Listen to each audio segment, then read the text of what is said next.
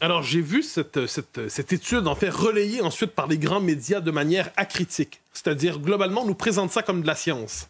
Et cette étude m'a fait sauter dans les airs à la fois de frayeur, de stupéfaction et d'horreur devant la bêtise. Alors, je m'explique. C'est une étude qui nous... Vous êtes toujours un lanceur d'alerte sur nos libertés qui s'en vont. Ah non, mais et chacune d'entre les libertés ordinaires des uns des autres, on les prend peu à peu, peu à peu, peu à peu. Un jour, on se demande ce qui vient de se passer.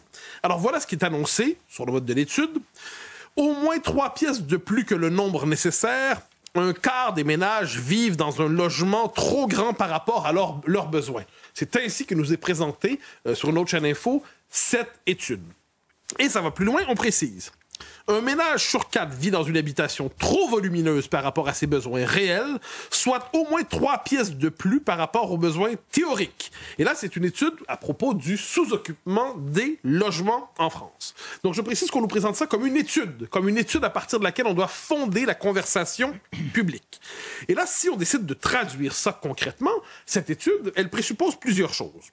Premièrement, je dirais qu'elle présuppose un mode de gestion des sociétés technocratiques et autoritaires. On présuppose qu'il y a une autorité qui est là pour fixer quel est le logement de chacun, quels sont les besoins de chacun, quels sont les besoins excessifs de chacun, quels sont les désirs immodérés de chacun.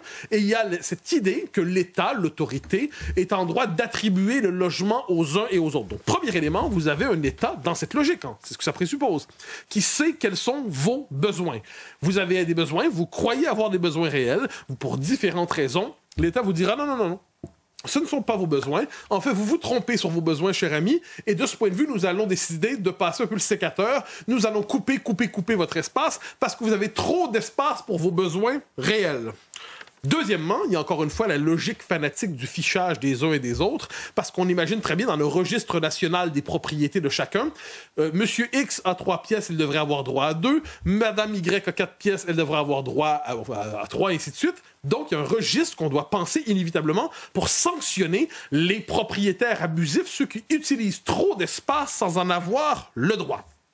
Évidemment, la cible derrière cela, il faut bien comprendre, c'est dit assez clairement, c'est l'habitation individuelle. Alors on me dira, t'es parano, bonhomme, c'est simplement une étude bien faite sur la suroccupation, la sous-occupation des logements.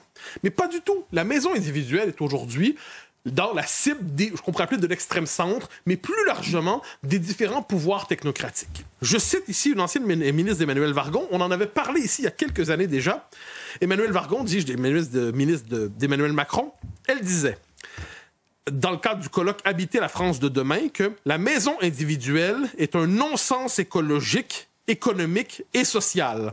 Et elle ajoutait, le modèle du pavillon avec jardin n'est pas soutenable et nous mène à une impasse. Donc sachez tous que dans l'arrière-fond mental et intellectuel des élites qui nous gouvernent, c'est que votre maison est de trop et qu'il faut trouver le moyen de vous l'enlever parce qu'elle serait obsolète d'un point de vue écologique et d'un point de vue de répartition de l'espace possible pour diminuer notre empreinte carbone. Par ailleurs, cette proposition, alors j'ai fouillé un peu, cette idée qu'on doit limiter l'espace des uns des autres, eh bien, ça traînait aussi en 2021 dans une rencontre du Bureau européen de l'environnement. Ça, c'est une fédération d'associations, de pays, de gens qui prétendent réfléchir, en fait, une grande association de société civile, mais qui rassemble à la fois des pays, des organisations privées, qui veut réfléchir à l'environnement. Et il y a une proposition qui est faite dans ce cadre-là, c'est racontée sur Euractiv. Pia Mahmout, qui nous dit combien elle s'inquiète de l'empreinte carbone des uns des autres. Vous savez, l'empreinte carbone, la nouvelle marque du péché sur Terre. Elle dit combien de mètres carrés par personne sont nécessaires? 14 mètres carrés minimum à 20 mètres carrés maximum pour une personne seule et 40 à 80 mètres carrés pour un ménage de 4 personnes, dit-elle. Et elle explique. Si cette idée peut sembler extrême, les conditions contextuelles, sociales, économiques et culturelles sont déjà explorées à la fois en sciences et en politique. Autrement dit, on est tellement devant une catastrophe écologique de leur point de vue qu'il faut maintenant suspendre, dans la mesure du possible, les libertés ou à tout le moins rogner sur ce droit de propriété pour être capable que chacun d'entre nous, on adapte notre habitation à la crise climatique. Il y avait dans ce débat-là, c'est intéressant, plusieurs répondent à Mme Mahmout en disant...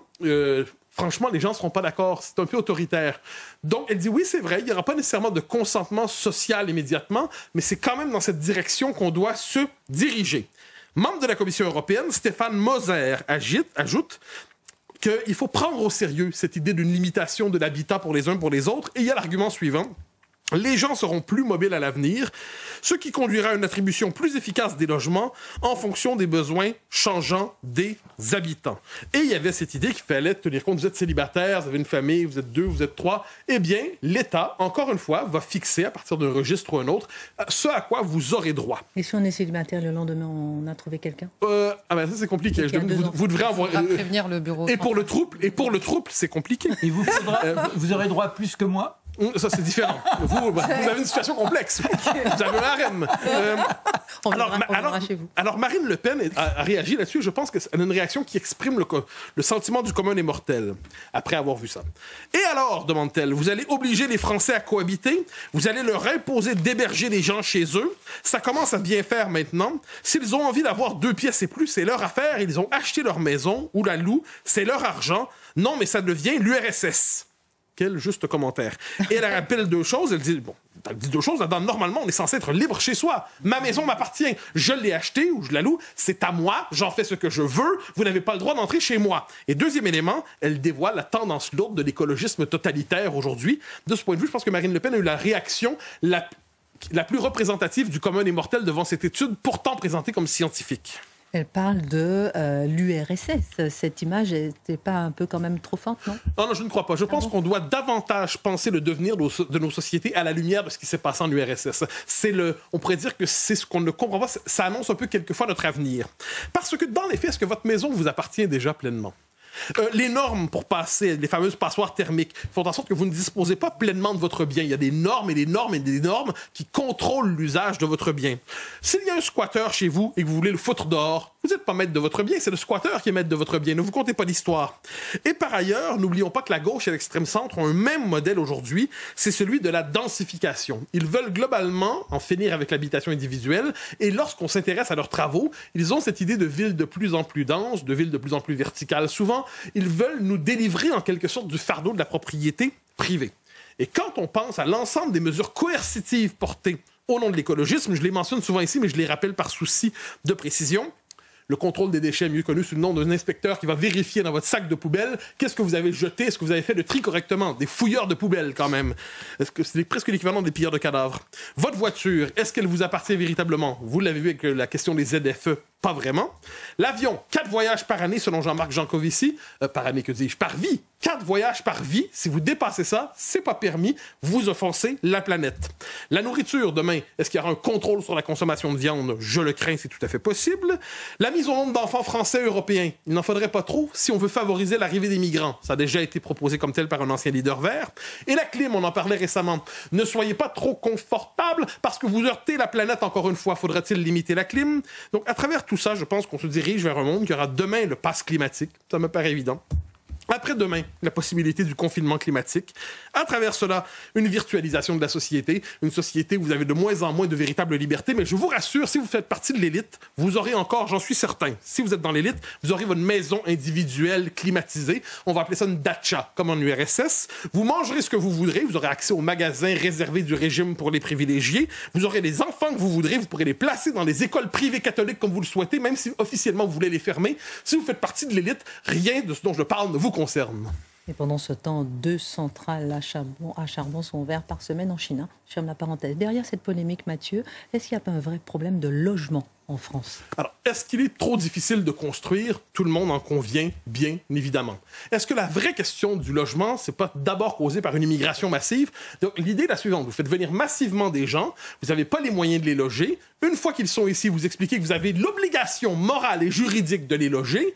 Devant cette logique, vous dites « Ah ben oui, mais il y a des places disponibles, il y a une pièce dans cet appartement, il y a 2 pièces dans cette maison. » La tentation de la réquisition apparaît presque inévitablement. Et s'il n'y a pas réquisition immédiatement, qu'est-ce qu'on voit? Il y aura cette idée de faire des taxes particulières, des taxes sur les loyers inoccupés, des taxes sur les appartements, les pièces inoccupées, les taxes sur les pièces de trop. Et dans cette logique, il faut bien comprendre que cette étude annonce demain, d'une manière ou de l'autre, la volonté d'une confiscation des biens privés, d'une réquisition des biens privés, que ce soit de manière indirecte par une taxation maladive, que ce soit de manière directe. Les communistes y pensent sans gêne. Les fameux communistes, on redécouvre aujourd'hui que c'est pas la gauche républicaine sympathique, là. Les communistes sont totalitaires, ils l'ont toujours été, ils le seront toujours.